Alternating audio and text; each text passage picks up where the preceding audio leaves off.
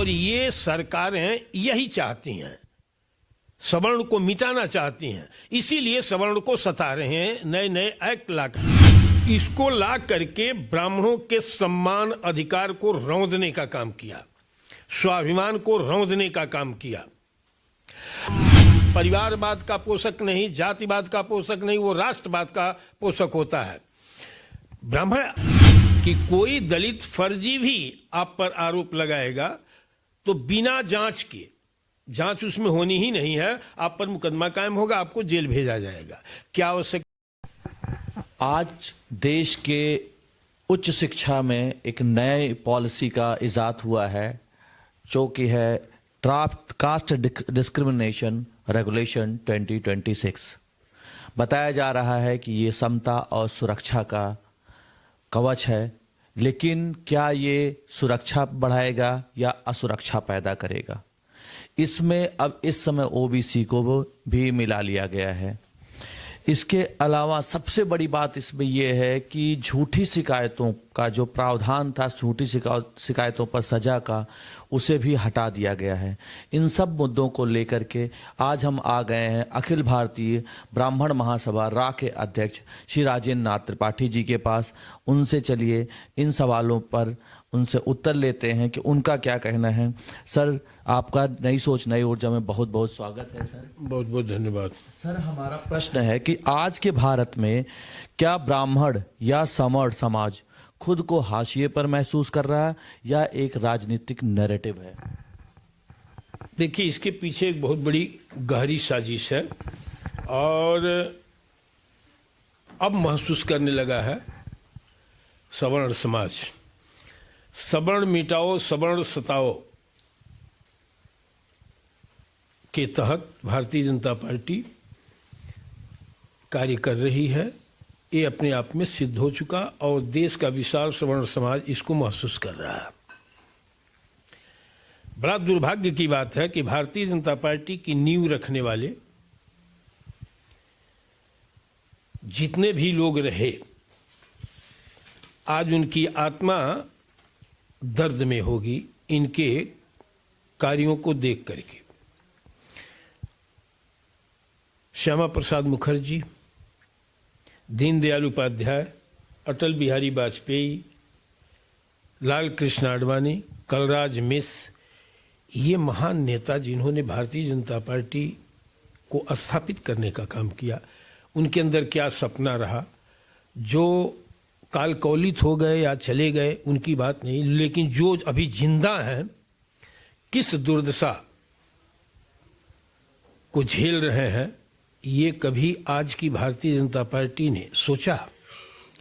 उनको नेपथ्य में ले जाने का कार्य आज भारतीय जनता पार्टी का नेतृत्व कर रहा है। तो जब ये उनके नहीं हुए तो हिंदुओं को, सनातनियों को एक धोखा दे करके सत्ता प्राप्त करने का जो इन्होंने मार्ग अपनाया, ये उनके नहीं हो सकते। सवर्ण भारतीय जनता पार्टी का कोर वोट बैंक है, फर्स्ट नंबर का। आज उन्हीं का वध उनके आने वाली पीढ़ियों के लिए कब्र खोदने का कार्य भारतीय जनता पार्टी कर रही है। तो अगर ये भारतीय जनता पार्टी इनकी नहीं हुई तो दलित और पिछड़े का होना संभव नहीं। सर, अब तो ओबीसी को भी इस कैटेगरी में ऐड कर दिए। अब तो ये कंडीशन हो गई है कि वो लोग, उनको आप किसी भी वर्ड से जो भी कहा जाता रहा, उनकी जाति का भी नाम ले लेंगे तो आपके ऊपर सजा हो सकती है। और वो अगर कह दे कि पोंगा पंडित हो, कसैले ठाकुर हो, इन सब से कोई असर नहीं पड़ना है। क्या जनरल कैटेगरी के अधिकार की बात सर कौन करेगा? क्योंकि ये तो उन्हीं की पार्टी रही है हमेशा। एक नहीं अनेक कार्य सवर्णों को बर्बाद करने के लिए भारतीय जनता पार्टी लाई। जातिगत आरक्षण, दलित एक्ट, सुप्रीम कोर्ट के आदेश की अवमानना करते हुए इन्होंने और कठोर कर दिया कि कोई दलित फर्जी भी आप पर आरोप लगाएगा तो बिना जांच के, जांच उसमें होनी ही नहीं है, आप पर मुकदमा कायम होगा, आपको जेल भेजा जाएगा। क्या आवश्यकता थी इस चीज की? ये किस पर लागू होगा? दलित छोड़ करके सभी जातियों पर, अन्य जो जातियां हैं, ये अभियोग, यह आरोप उस पर लगेगा।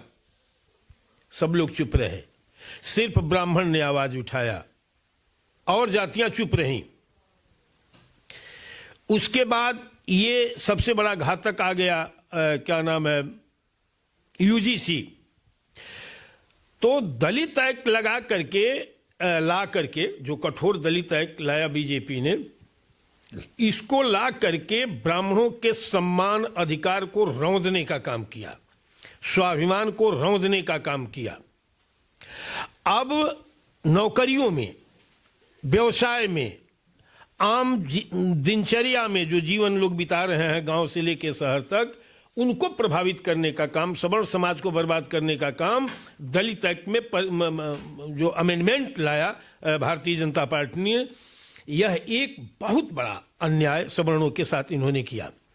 अब हमारे बच्चे जो पढ़ लिख रहे हैं, शिक्षा से वंचित करने का यूजीसी को भारतीय जनता पार्टी ने जो लाया है, ये शिक्षा से सवर्ण बच्चों को वंचित करने का, ये डराने का कार्य एक तरह से। आप विश्वविद्यालय में भी पढ़ने जाएंगे तो आप डर करके पढ़ेंगे, भैया हम सवर्ण हैं, हम डर करके रहे, ऐसा ना हो हमारे पर कोई एक्ट लगा दे, हमारी जिंदगी बर्बाद हो जाए। कह तो रहा हूं कि नौकरियों से पृथक करने का कार्य किया।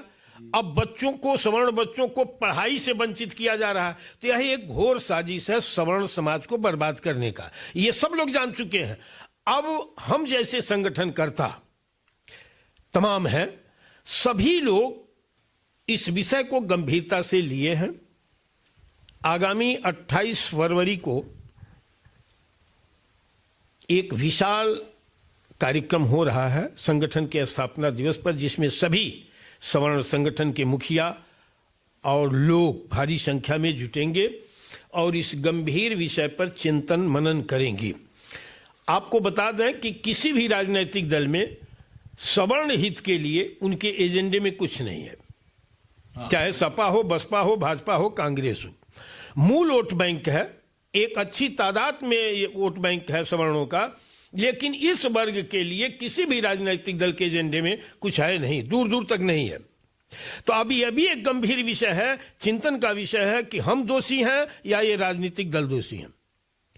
हम सनातनी हैं, हम हिंदू हैं। प्रश्न आया कि सबसे ज्यादा अगर कोई ऑर्गेनाइजेशन बनी हुई है मार्केट में, तो या तो ब्राह्मण महासभा की या तो हिंदू महासभा की, और दोनों की स्थिति इस समय दयनीय है।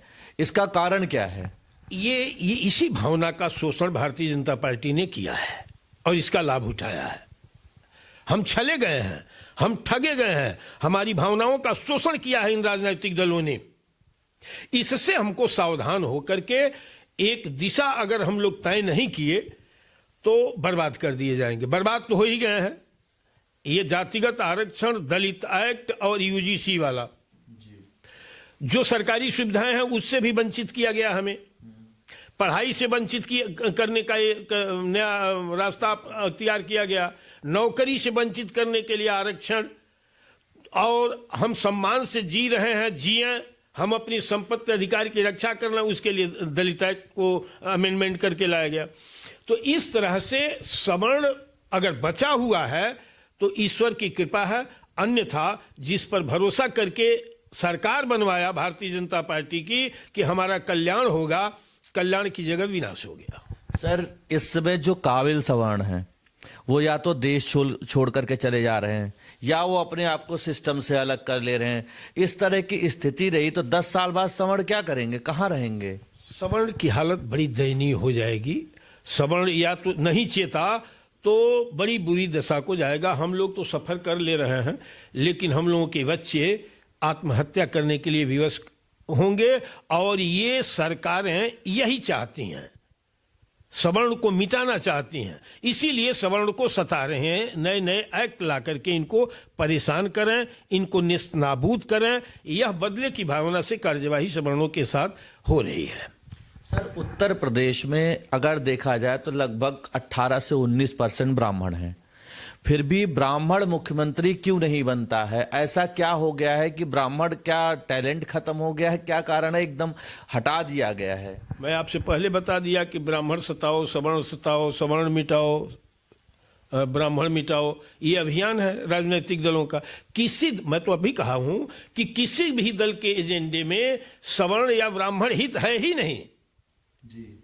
कुछ नहीं है, केवल वोट चाहिए। और वो वोट भावना ऐसी पैदा कर दें कि ब्राह्मण या सवर्ण राष्ट्र के लिए कुर्बानी दिया, उसकी कुर्बानी पर देश आजाद हुआ है, तो इनको मिटाओ। ये लड़ने वाली कौम है, ये अपनी बात कहने वाली कौम है, ये कहेगी, ये लड़ेगी। इसलिए पहले इनको इतना कमजोर कर दो कि आवाज उठाने वाला कोई रह ही ना जाए। समाजवादी पार्टी के एक नेता से मैं अभी सांसद हैं, उनका नाम नहीं लेना चाहूंगा, उनसे मैं पूछा यही उन सपा की पार्टी में कि आप बताइए कि ब्राह्मणों पर सवर्णों पर ऐसा शोषण हो रहा है, इस पर आपका क्या कहना है? तो कह रहे हैं वो अब लड़ाई अपनी खुद ही लड़ लेते हैं, खुद लड़ लेंगे, हमारी कोई जरूरत नहीं उनको। इसी तरह के नपुंसक ब्राह्मण नेता जो विभिन्न दलों में बैठे हैं, ये इसके जन्मदाता हैं जो आज उत्पीड़न हो रहा है। इनको केवल सिर्फ अपना हित और कुर्सी, समाज को ठगने का काम, समाज को दिग्भ्रमित करने का काम, समाज को बर्बाद करने का काम सवर्ण समाज के ये नेतागण हैं, चाहे सांसद हो, चाहे विधायक हो, चाहे मंत्री हो। ये इनका नैतिक कर्तव्य बनता है कि अन्याय के खिलाफ आवाज उठाएं। अपने समाज, जो हमारा समाज सवर्ण जो है वो वोट खूब करता है, 100% माना जाए कि करता है इन्हीं लोगों के पक्ष में। और ये जब सदन में बोलने की बात आती है, आवाज उठाने की बात आती है समाज की, तो इनके मुंह पर दही जम जाता है। देश का मुख्यमंत्री खुद सवर्ण है, वही नहीं कुछ कर रहा है, तो सर छोटे नेता कैसे करेंगे? देखिए, एक कुशल प्रशासक योगी जी हैं, इसमें कोई दो राय नहीं है।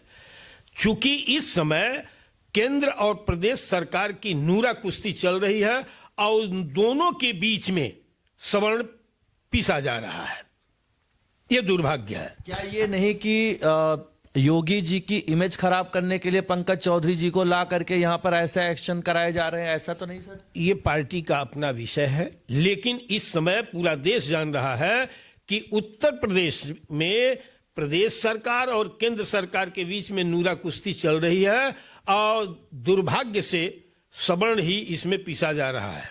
सवर्ण को शोषक का जो दर्जा दिया जा रहा है, ऑनलाइन देखें, ऑफलाइन देखें, हर मोड में, तो क्या ये एक नैरेटिव तैयार किया जा रहा है क्या सर? सवर्ण ने किसका शोषण किया है? सबका पालन पोषण किया है। सब तो ये कहते हैं कि पूरा हम किसी नेता से बात करिए तो कहेंगे पूरे जीवन आप 5000 साल जो है इन सब जातियों का शोषण सवर्णों ने किया है, इसलिए अब इनको झेलना पड़ेगा। मैं जानना चाहता हूं कि जो ये आरोप लगाते हैं दलित या पिछड़ा, वो अपने बाप दादाओं से टेलीफोन करके पूछ लें स्वर्ग में कि उनको स्थापित करने का काम किसने किया। कोई भी दलित, कोई भी पिछड़ा, अगर उसकी मकान होगी तो किसी सवर्ण के ही जमीन में होगी और निःशुल्क। ये हमारे पूर्वजों ने किया, हम उनके वंशज हैं। और हमको कहा जाता है कि बाहर से आए हैं, तो बसाने वाला बाहर से आया कि बसने वाला बाहर से आया? ये तो एक है ना, हम पहले से यहाँ हैं तभी तो हम किसी को जगह दिए, तो हम विदेशी हैं और ये हमारी ही जमीन में आकर के बसे हमारी कृपा पर, तो ये स्वदेशी हो गए। ये गलत आरोप है। सर सवर्ण हमेशा ट्रोलिंग में ही क्यों रह रहा है, आरोपों में ही क्यों घिर रहा है? ईर्ष्या है, नफरत है, प्रतिशोध है सवर्णों से। ये नई पीढ़ी जो है ना, जनरेशन, इनमें जहर डाला जा रहा है और सवर्णों को अन्य जातियों से लड़ाने का काम किया जा रहा है, जबकि ऐसा होने नहीं दिया जाएगा। सामाजिक सद्भाव को बिगाड़ने नहीं दिया जाएगा, लेकिन सरकारें और राजनेता और राजनीतिक दल अंग्रेजों के उसी नीति पर और सिद्धांत पर चल रहे हैं, फूट डालो राज करो। देश जब गुलाम हुआ तो ये पहली हम भी बहुत देख रहे हैं युद्ध और लड़ाई, लेकिन अंग्रेजों ने बिना हथियार के, बिना लड़े भारत पर कब्जा करने का काम किया। उसका एकमात्र कारण था कि उस समय देश में इतना फूट था आपस में कि बड़ी आसानी से भारत पर अब कब्जा कर लिए। सर आखिरी बार ब्राह्मणों के लिए खुल करके राजनीतिक मंच पर कौन आवाज उठाया था बड़े नेता में उत्तर प्रदेश के लिए? उत्तर प्रदेश में कोई नहीं था। ब्राह्मण नेता थे वो कांग्रेस के शासनकाल में, तमाम नेता ऐसे रहे जो समाज का हित किए और जिन पर गर्व है ब्राह्मण समाज को, चाहे वो कमलापत तिवारी हों, चाहे राजमंगल पांडे जी हों, चाहे जनेश्वर मिश्रा जी हों, ये लोग अच्छे लीडर थे। नारायण दत्त तिवारी थे। इन लोगों ने समाज को समदर्शी भाव से लेकर के उनके समय में जातिवाद, धर्मवाद, भाषावाद और कोई तरह तरह का फूट डालो राज करो, ऐसा बात पर आपके याद आया, कल मेरा एक ब्राह्मण नेता, सवर्ण नेता थे, उन्हीं से बात हो रही थी। वो कह रहे थे कि ब्राह्मण एक ऐसी जाति है जो सीट पर बैठने के बाद सेकुलर हो जाता है, हटने के बाद उसे याद आता है कि हम ब्राह्मण हैं। बिल्कुल सही बात है। आज कहीं IAS IPS ब्राह्मण होगा या कहीं किसी सरकारी सीट पर, तो वो बात नहीं कर पाता, उसका जमीर गवाही नहीं देता। सिर्फ वो ये देखता है किसके साथ न्याय करना है, किसके साथ अन्याय हो रहा है। वो वाद या परिवारवाद का पोषक नहीं, जातिवाद का पोषक नहीं, वो राष्ट्रवाद का पोषक होता है। ब्राह्मण अगर ऐसा करता, वो जातिवादी हो जाता इन दलितों की तरह या पिछड़ों की तरह, तो आज दूसरा नजारा रहता देश में। देश के प्रधानमंत्री माननीय मोदी जी से उम्मीद जनता को नहीं थी, जिस तरह से किए हैं या कर रहे हैं। अब तो यही कहा जा रहा है कि अब इनका अंतिम समय चल रहा है। अब ये दूसरा मोदी न उत्पन्न हो पाए, ये चर्चाएं हैं गांवों में, शहरों में, इसलिए ये पूरी राजनीति को ध्वस्त करके जाएंगे और जितना विश्वास ये अर्जित किए थे इतने दिनों में, उसको खो जाएंगे। धन्यवाद सर। अगर यही असर रहा, जैसा कि सर से बात हुई, डिटेल में बताएं, अगर यही स्थिति रही, अगर सवर्ण एक ना हुआ, तो आने वाले 10 साल में सवर्ण कैटेगरी का क्या हालत होगी? आप कमेंट करें और बताएं। मैं राहुल मिश्रा, लखनऊ से, कैमरामैन ऋषभ के साथ।